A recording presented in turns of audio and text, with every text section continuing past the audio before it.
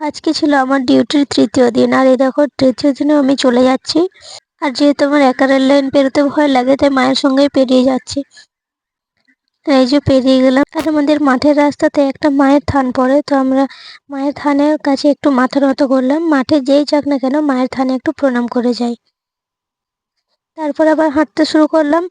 এই দেখো এখানে রাস্তার অবস্থাটা দেখো, মানে ভালো মানুষেরও পা ভেঙে যাবে এরম অবস্থা। তো এই রাস্তা দিয়ে আমাদের মাঠে যাতায়াত করা হয়। আর আজকে রোদের পরিমাণ এতটাই ছিল যে মাঝে মধ্যে এসে এসে জল খেতে হচ্ছিল। তারপরে আমরা দুপুরের খাবারটা খেয়ে নিয়েছিলাম মাঠেতেই।